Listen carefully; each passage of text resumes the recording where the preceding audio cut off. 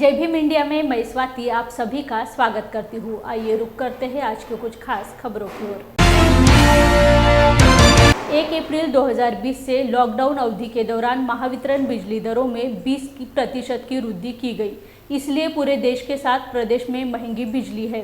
हालांकि अब बिजली कंपनियों ने बिजली की दरें बढ़ाने का प्रस्ताव दिया है। इसके खिलाफ आज आम आदमी पार्टी के विदर्भ संयोजक देवेंद्र वानखेड़े और प्रदेश कोषाध्यक्ष जगजीत सिंह के नेतृत्व में नागपुर के संविधान चौक से गड्डी गोदाम महावितरण कार्यालय तक मोर्चा निकाला गया। कार्यकारी अभियंता राजेश घाटोले को निवेदन दिया। आम आदमी पार्टी ने आप प्रदेश अध्यक्ष रंगा रचूरे के नेतृत्व में पूरे राज्य में इसका विरोध करते हुए आंदोलन किया।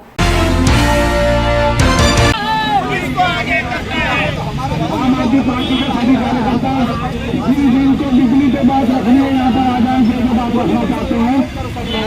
महाराष्ट्र सरकार ने पिछली बताया लोगों को 20% बिल बढ़ाया था, 6 महीने का बिल लेता रहा था। महाराष्ट्र में फिलहाल पूरे देश के अंदर सबसे महंगी बिजली है, सबसे ज़्यादा दर है। जबकि महाराष्ट्र को जितनी बिजली चाहिए उतना प्रोडक्शन महाराष्ट्र में होता है। हमारे विदर्भ में तो बहुत ज़्यादा सरप्लस बिजली का प्रोडक्शन होता है।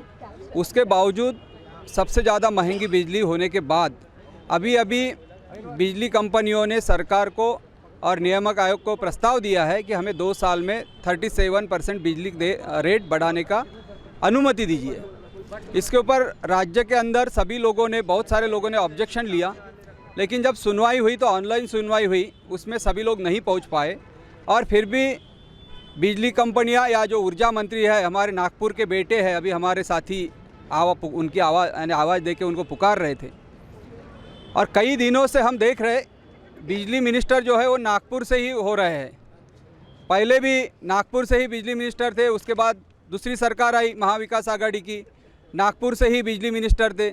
अभी तीसरी सरकार बन गई 8-9 साल के अंदर, अभी भी नागपुर के ही बिजली मिनिस्टर है जो राज्य के मुख्यमंत्री रह चुके हैं, अभी फ़िलहाल अर्थ मंत्री भी है। फिर से यदि बिजली के दाम बढ़ाते हैं तो हमारी जो जनता है महाराष्ट्र की, अभी कोरोना के बाद सभी लोग आर्थिक तंगी में है और बार बार बिजली के दर बढ़ाकर गरीब लोगों की लूट करना, किसानों की लूट करना, व्यापारियों की लूट करना, उद्योगपतियों को लूटना, ये बात हमारे महाराष्ट्र के लिए ठीक नहीं है। जबकि 2 रुपये, 2.5 रुपये, 3 रुपये के अंदर हमारी मांग है जो प्रोडक्शन कॉस्ट है वो भी कम होना चाहिए। कोयले में जो घोटाला हो रहा है, अदानी के माध्यम से जो घोटाला किया जा रहा है महाराष्ट्र के अंदर, वो घोटाला का भी इंक्वायरी होना चाहिए। और बिजली के दाम बढ़ने नहीं चाहिए। जो चुनाव के पहले अभी शिंदे सरकार है, शिवसेना की सरकार है, उन्होंने अपने वचननामा में लिखा था कि हम लोग 300 यूनिट तक 30% बिजली का दाम कम करेंगे। जबकि इन्होंने कोरोना काल में भी बिजली के दाम बढ़ाए थे और अभी 37%, 30% कम करने की बात तो दूर रही, लेकिन 37% फिर से बढ़ाने की जो इनका प्रस्ताव है, वो प्रस्ताव कहीं ना कहीं वापस होना चाहिए और जो वचन दिया है उसके अनुसार लोगों को बिजली मिलना चाहिए। पंजाब और दिल्ली में यदि सस्ती बिजली मिल सकती है। वंचित बहुजन आघाड़ी के नेता तथा एडवोकेट बालासाहेब आंबेडकर इनके आदेशानुसार कोल्हापुर वंचित बहुजन आघाड़ी की ओर से केंद्र और राज्य सरकार के धोरण के खिलाफ पदयात्रा तथा शाहू स्मारक भवन में कार्यकर्ता मेलावा संपन्न हुआ। सबसे पहले ऐतिहासिक बिंदु चौक स्थित डॉक्टर बाबा साहेब आंबेडकर, ज्योतिबा फुले इनके पुतले पर माल्यार्पण करके अभिवादन करके पदयात्रा निकाली गई। बड़ी संख्या में लोग मौजूद थे।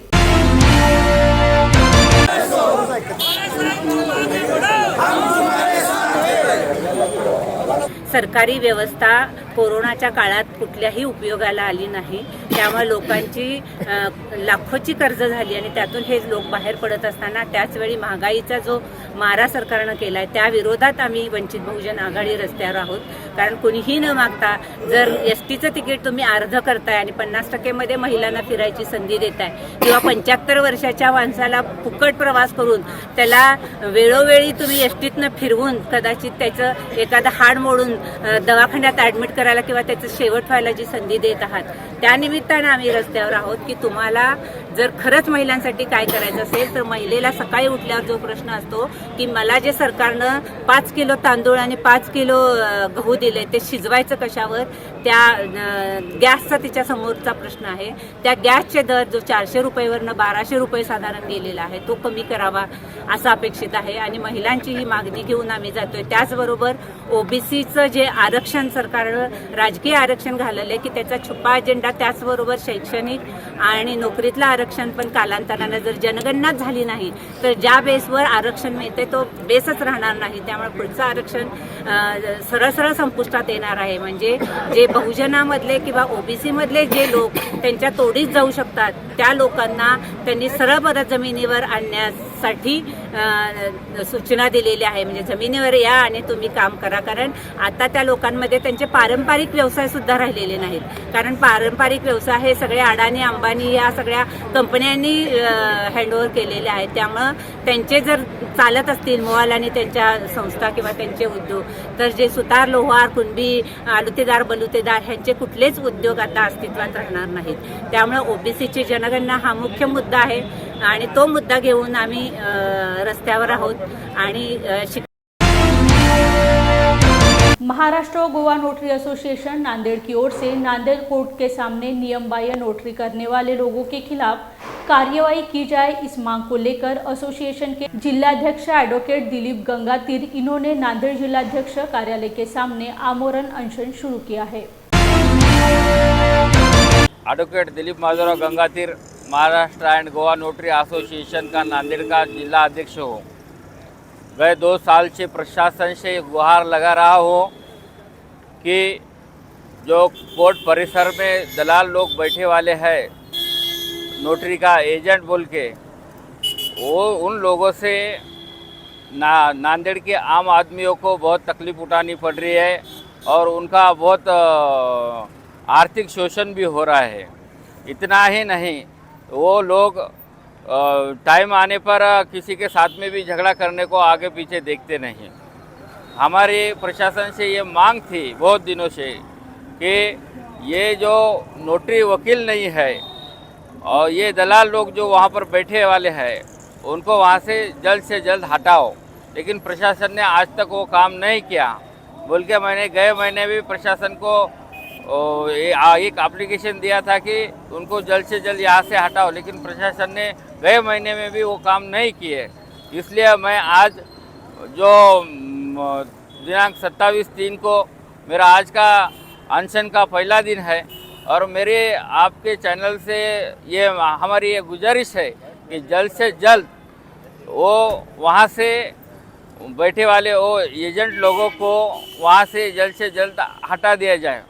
लेकिन प्रशासन के कुछ अधिकारी, आला अधिकारी उनके साथ में मिली भगत है बोल के आज अनुशासन, आज हमारा उपोषण चलते हुए भी आज भी वो लोग वहाँ से हटे नहीं है। इतने उनमें डेयरिंग है। हालांकि ऐसा होना नहीं चाहिए। मेरी प्रशासन से गुजारिश है कि जल्द से जल्द उन लोगों को वहाँ से हटाओ। नागपुर के अंबाझरी इलाके में डॉक्टर बाबा साहेब आम्बेडकर सांस्कृतिक भवन तोड़े जाने का असर वर्धा में भी दिखने लगा है।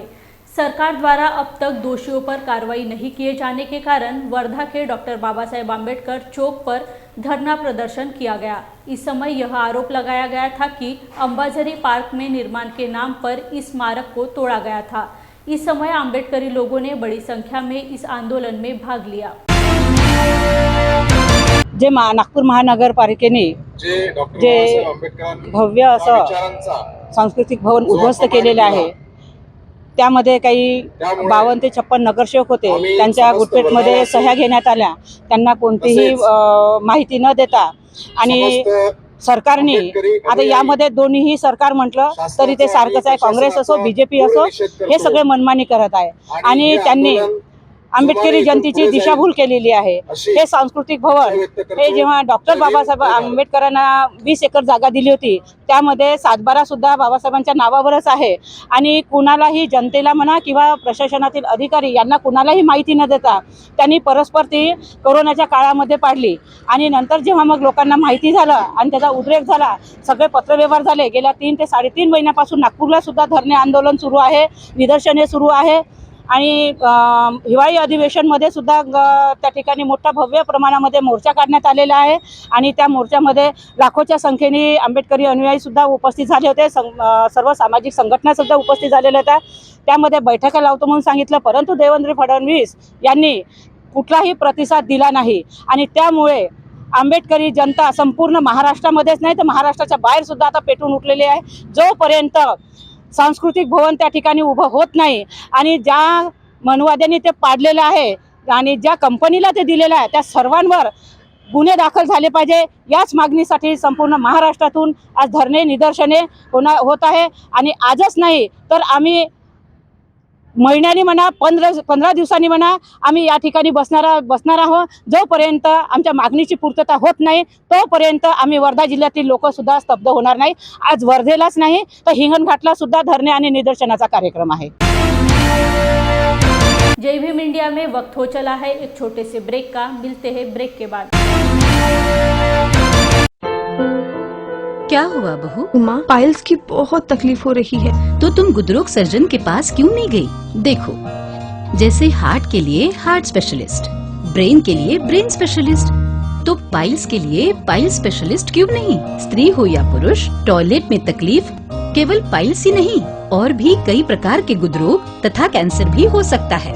इसीलिए इसकी प्रत्यक्ष जांच जरूरी है। ठीक है माँ, पर जांच के लिए हम जाएंगे कहाँ? वही काले आयुर्वेदिक पाइल्स हॉस्पिटल में। लेकिन माँ, प्रेगनेंसी में पाइल्स की दवाइयाँ? प्रेगनेंसी में आयुर्वेदिक दवाइयाँ सुरक्षित होती है। जनहित में जारी काले आयुर्वेदिक पाइल्स हॉस्पिटल, औषधि चिकित्सा तथा सर्जरी ट्रीटमेंट उपलब्ध। हमारा पता उमरेड रोड, दिघौरी बस स्टॉप के पास, नागपुर। अधिक जानकारी के लिए वेबसाइट पर जाएं kalepailshospital.com। ब्रेक के बाद आप सभी का फिर एक बार जय भीम इंडिया में स्वागत है। भारतीय बौद्ध महासभा व लातूर जिलाध्यक्ष मंडल की ओर से तीसरी अखिल भारतीय बौद्ध धम्म परिषद का आयोजन लातूर के उपाली नगरी डॉक्टर बाबा साहेब आम्बेडकर पार्क में किया गया। इस कार्यक्रम के उद्घाटक डॉक्टर भीमराव आम्बेडकर, कार्याध्यक्ष भारतीय बौद्ध महासभा तथा कार्यक्रम के अध्यक्ष पूज्य भदंत ज्ञानज्योती महाथेर होते। उद्या तुम्ही मी मेलो, उद्या बायकांनो आम्ही मेलो, आमच्या खात्यात काय असेल, सामाजिक बँकेत काय असेल आमच्या खात्यात? 2 कपाट साड्या, 2 रॅक भांडे, 2-4 मेकअपचे बॉक्स, ही आमची मिळकत आहे? सांगा ना, ही आमची मिळकत आहे? आमची मिळकत काय असावी? आमची मिळकत काही पुस्तकं लिहिलेली असावीत, कितीतरी पुस्तकं वाचलेली असावीत, कितीतरी गावात जाऊन फुले शाहू आंबेडकरांचा विचार सांगितलेला असावा। आमची मिळकत काही नवीन लोकांना बुद्ध शिकवणारा असावा, ही आमची मिळकत असावी बायकांनो। आणि म्हणून आज विचार करा, तुम्ही विचार ठेवतील आणि धम्म चळवळ अधिक गतिमान होईल, त्याच्यासाठी मी उभा। काहीने 2 दिवसापूर्वी असं समजलं की भीमरावजी तुम्ही तिकडे चाललात, आमच्याकडे येत होतात, आज तिकडे आहात, म्हणून एक क्लॅरिफिकेशन करणं मला गरजेचं होतं। हे अध्यक्ष मंडळातले लक्ष्मणजी कांबळे, प्राध्यापक आनंद लांडगे, चंद्रकांतजी चिकटे, मोहनराव माने, अशोकराव कांबळे, ॲडव्होकेट बाबासाहेब गायकवाड, बालाजी वनबळे, बाळाजी कांबळे, प्राध्यापक SD चांदेगावकर, प्राध्यापक DG सूर्यवंशी, प्राध्यापक विजय शृंगारे, रमेश शृंगारे, कमलाकर उबाळे, रमेश कांबळे, आशाताई कांबळे, प्राध्यापक बापू गायकवाड आमचेच अध्यक्ष आहेत, विराचंद गायकवाड, 10 लोकांचा संघ, बौद्ध संघ स्थापन झाला। धम्मामध्ये संघाला फार महत्व आहे आणि ह्या संघ स्थापन झाला आणि त्यांनी मला इथे निमंत्रित केलं आणि महिन्याभराच्या आतमध्ये मी लातूरमध्ये हे दुसऱ्यांदा। कोल्हापूर शिवाजी विद्यापीठ का 59वां दीक्षांत समारंभ बुधवार 29 मार्च दोपहर 12 बजे राजमाता जिजाऊ साहेब बहुउद्देशीय सभागृह में होने जा रहा है। इस बात की जानकारी कुलगुरु डॉक्टर दिगंबर शिर्के ने पत्र परिषद में दी। राज्यपाल रमेश बेग, कानपुर भारतीय तंत्रज्ञान संस्था के पूर्व संचालक पद्मश्री डॉक्टर संजय धाड़े, शिक्षा मंत्री चंद्रकांत पाटिल इनके प्रमुख उपस्थिति में कार्यक्रम संपन्न होगा। शिवाजी विश्वविद्यालय का जो कॉन्वोकेशन सेरेमनी है वो 29 मार्च को तय हुआ है। उसके लिए प्रमुख अतिथि जो है तो IIT कानपुर के भूतपूर्व संचालक प्रोफेसर संजय धांडे है। हमारी तैयारी पूरी हो गई है और लगभग 66,000 के ऊपर स्टूडेंट जो है उनको पदवी प्राप्त होने वाली है। इस समारोह के अध्यक्ष महाराष्ट्र राज्य के राज्यपाल महोदय एंड शिवाजी यूनिवर्सिटी के कुलपति महोदय आदरणीय रमेश जी बैस है। इस कार्यक्रम के लिए महाराष्ट्र राज्य के उच्च तंत्र शिक्षण मंत्री माननीय चंद्रकांत दादा पाटिल भी सम्मानीय अतिथि के रूप में कार्यक्रम में शामिल होने वाले हैं। लगभग सब तैयारी पूर्ण हो रही है और ये कॉन्वोकेशन सेरेमनी है वो ऑनलाइन के माध्यम से भी हम ब्रॉडकास्ट कर रहे हैं।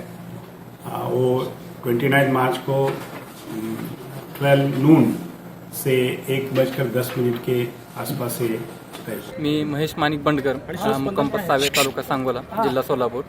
मी प्राणीशास्त्र विभागामध्ये MSc सेकंड इयरमध्ये सध्या शिकत आहे। तसेच आज जो काही राष्ट्रपती पदक मला मिळाले आहे तर त्याबद्दल मी माझा आनंद हा शब्दामध्ये न सांगण्यात आहे।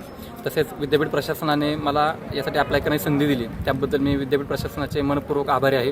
तसेच मला या पदकासाठी ज्यांनी मला मदत केली त्या सर्वांचेही मी मनपूर्वक आभारी आहे। तसेच आज फॉरेस्ट डिपार्टमेंटमध्ये माझी जाण्याची इच्छा आहे। जे काही आज आपण पर्यावरण ऱ्हास वगैरे सगळं बघत आहोत तर त्यामध्ये मला काहीतरी समाजासाठी, पर्यावरणासाठी आणि आपल्या मानव संस्कृती काहीतरी मोठं करण्यासाठी मी फॉरेस्ट डिपार्टमेंटमध्ये नक्कीच कुठल्यातरी मोठ्या पदावर जाण्याचा प्रयत्न करेन। जय भीम इंडिया में वक्त हो चला है एक छोटे से ब्रेक का। मिलते हैं ब्रेक के बाद। क्या हुआ बहू? माँ, पाइल्स की बहुत तकलीफ हो रही है। तो तुम गुदरोग सर्जन के पास क्यों नहीं गई? देखो, जैसे हार्ट के लिए हार्ट स्पेशलिस्ट, ब्रेन के लिए ब्रेन स्पेशलिस्ट, तो पाइल्स के लिए पाइल्स स्पेशलिस्ट क्यों नहीं? स्त्री हो या पुरुष, टॉयलेट में तकलीफ केवल पाइल्स ही नहीं और भी कई प्रकार के गुदरोग तथा कैंसर भी हो सकता है। इसीलिए इसकी प्रत्यक्ष जांच जरूरी है। ठीक है माँ, पर जांच के लिए हम जाएंगे कहाँ? वही काले आयुर्वेदिक पाइल्स हॉस्पिटल में। लेकिन माँ, प्रेगनेंसी में पाइल्स की दवाइयाँ? प्रेगनेंसी में आयुर्वेदिक दवाइयाँ सुरक्षित होती है। जनहित में जारी काले आयुर्वेदिक पाइल्स हॉस्पिटल, औषधि चिकित्सा तथा सर्जरी ट्रीटमेंट उपलब्ध। हमारा पता उमरेड रोड, दिघौरी बस स्टॉप के पास, नागपुर। अधिक जानकारी के लिए वेबसाइट पर जाएं kalepailshospital.com। ब्रेक के बाद आप सभी का फिर एक बार जय भीम इंडिया में स्वागत है। भीमघाट के डंकिन परिसर में नियोजित तथागत भगवान बुद्ध मूर्ति उभारने व सुशोभीकरण का काम तत्काल शुरू किया जाए। इस काम में देरी व नाहरकत प्रमाण पत्र देने में दिक्कत लाने वाले दोषी अधिकारी पर शिस्तभंग की कार्रवाई की जाए आदि मांग को लेकर वंचित बहुजन आघाड़ी नांदेड़ की ओर से नांदेड़ मनपा कार्यालय के सामने बेमुदत धरना प्रदर्शन किया जा रहा है। इस आंदोलन में अनदेखी किए जाने पर आंदोलन और तीव्र किया जाएगा, ऐसी जानकारी आंदोलनकर्ताओं ने दी। वंचित बहुजन आघाडीचा कार्यकर्ता नांदेड वाघाळा महानगरपालिकेने 16 मे 2018 रोजी सर्वसाधारण सभेमध्ये तथागत भगवान गौतम बुद्ध यांच्या मूर्तीचा ठराव पास केला। बुद्ध मूर्ती 32 मीटरची असून आणि गेल्या 5 वर्षामध्ये नांदेड वाघाळा महानगरपालिकेकडून त्या संदर्भाविषयी कुठलीही हालचाल झाली नाही। आम्ही गेल्या मार्चपासून आता आमचं 4थं आंदोलन या ठिकाणी आहे, पण नांदेड वाघाळा महानगरपालिकेला दाद देत नाही। आणि एकच आयुक्ताचं म्हणणं आहे की बा ज्या ठिकाणी आम्हाला एनओशा लागतात ते त्या एनओशासाठी त्याने वारंवार आम्ही सुद्धा प्रयत्न केले, त्याने कुठलाही प्रयत्न केला नाही। 2 ठिकाणच्या एनओशा सुद्धा आणून दिल्यात। BSNL आणि आपलं MSBची पाटबंधारे विभागानं सुद्धा 6 महिन्याखाली आयुक्त साहेबांना पत्र लिहिलंय की बा ज्या ठिकाणी तुम्ही तथागत भगवान गौतम बुद्धाची मूर्ती उभी करणार डंकीच्या परिसरात 2 एकर जागेत, त्या जागेची आम्हाला पूर्ण साफसफाई करून द्या असं पत्र देऊनसुद्धा नांदेड वाघाळा महानगरपालिका व आयुक्त साहेबांकडून कुठलीही हालचाल झाली नाही. आम्ही आयुक्त साहेबांना या संदर्भात 2-3 वेळेस असं वारंवार भेटलो, पण आयुक्त साहेबांना पर्सनल डायरीमध्ये नोंद करूनसुद्धा आयुक्त साहेबांनी दखल घेतली नाही. आयुक्त साहेबाची अशी आम्हाला तर वाटतंय की आयुक्त साहेब हे कोणतं सांगकामी असल्यासारखे वाटायला लागले, प्रशासनाचे वाटणा गेलेत, कुणाच्या तरी इशाऱ्याने काम करतात असं आम्हाला वाटायला लागलं आता. म्हणून आयुक्त साहेबांना पुन्हा विनंती आहे की या उपोषणाच्या अंतर्गत आता पुढच्या महिन्यात 5ला तथागत भगवान गौतम बुद्धाची जागतिक लेवलात जयंती साजरी होते. त्याचं तो औचित्य साधून तथागत गौतम बुद्धाची मूर्ती उभा करण्याचं काम सुरू करावं अशी आयुक्त साहेबाला विनंती करण्यासाठी आम्ही वंचित बहुजन आघाडीच्या वतीने धरणे आंदोलनाचा कार्यक्रम या ठिकाणी लावला आहे. पुढचं पाऊल काय असणार आहे? आयुक्त साहेबांनी या कार्यक्रमास या धरणे आंदोलनात दखल जर नाही घेतली तर आम्ही जिल्ह्याच्या वतीनं तीव्र स्वरूपाचा मोर्चा काढू, आयुक्त साहेबाला घेराव घालू, यदा कदाचित वेळ पडली तर नगरपालिका ताला ठोकू. दिन ब दिन बिजली दरों में हो रहे बढ़ोतरी से नागरिक त्रस्त हो गए हैं। बिजली दरों में हो रहे बढ़ोतरी के खिलाफ आम आदमी पार्टी की ओर से वर्धा के छत्रपति शिवाजी महाराज चौक पर शव यात्रा निकालकर अनोखा आंदोलन किया गया। आंदोलन में मांग की जा रही है कि बिजली की कीमतों में की गई वृद्धि को कम किया जाए। इस वक्त महिला जिला प्रमुख ममता कपूर, प्रमोद भोयर, जिला सचिव नितिन झाड़े आदि उपस्थित थे। मोदी सरकार होश में,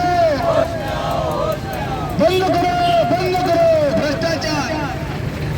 मोठमोठे निदर्शनं, मोठमोठे आंदोलनं या वीज कंपनीच्या विरोधात आणि या शिंदे सरकारच्या विरोधात, या खोके सरकारच्या विरोधामध्ये हे करत आहे. जे आता सद्यस्थितीमध्ये शासन आहे भाजप शिवसेनेचं सरकार, या शिवसेनेचा वचननामा 2019 मध्ये असा होता की आम्ही जर समजा शिवसेना सत्तेमध्ये आलो तेव्हा त्यांनी आपल्या वचननाम्यामध्ये म्हटलं होतं की 300 युनिटपर्यंत जे घरगुती वापराची जी वीज आहे त्या वीजमध्ये आम्ही 30% आम्ही तुम्हाला वीज माफ करू आणि सुरुवातीचे पहिले जे 100 युनिट आहेत ते 100 युनिट आम्ही माफ करू. आज दिल्ली सरकार आहे आणि पंजाब सरकार आहे. आज दिल्ली सरकारमध्ये पहिले 200 युनिट माफ आहे. पंजाब सरकारमध्ये सुद्धा भगवंत मान साहेबांचं जेव्हा सरकार आलं तेव्हा त्यांनी ताबडतोब दुसऱ्या महिन्यामध्ये तिथल्या पंजाबच्या जनतेला टोटल 300 युनिट त्याने घरगुती जे वापराची वीज त्याने माफ केलं. या धर्तीवर महाराष्ट्र शासन सुद्धा होशमध्ये आले पाहिजे आणि जनतेची जी होणारी पिळवणूक आहे, आर्थिक लूट आहे ती थांबवली पाहिजे. या गेल्या 3 वर्षापासून 4 वर्षापासून आपण या कोरोना काळात अनुभवला, संपूर्ण देशाने कोरोना काळ अनुभवला. संपूर्ण महाराष्ट्र राज्यामध्ये आज आर्थिक संकट आलेलं आहे, पूर्ण देशामध्ये आर्थिक संकट आलं आहे. तेव्हा लोक या आर्थिक स्थितीला म्हणजे घाबरून गेल्या, तेव्हा अशा स्थितीमध्ये या महाराष्ट्र शासनाने आपल्या होशमध्ये येऊन जी होणारी जे काही वीज दरवाढ आहे ती थांबवली पाहिजे. आणि आता जो वीज कंपन्यांचा प्रस्ताव ठरलेला 30% दरवाढीचा, तो 37% दरवाढ या सरकारने खोके सरकारने जर समजा वीज दरवाढ थांबवली नाही, यापेक्षाही मोठं तीव्र आंदोलन संपूर्ण महाराष्ट्र राज्यामध्ये, संपूर्ण जिल्ह्यामध्ये, संपूर्ण तालुक्यामध्ये आम आदमी पार्टी तेवढा जोराने करेल अशी मी सरकारला एक इशारा देत आहे आणि त्यांना निवेदन सुद्धा करतो. All India SC and ST employees welfare association ONGC Mumbai हर साल चौदार तालाब महाड़ जाने वाले भीम अनुयायी को मुफ्त अल्पाहार और पानी वितरित करता है। उसी परंपरा को बरकरार रखते हुए इस साल भी बड़े पैमाने पर अल्पाहार व पानी वितरित किया गया।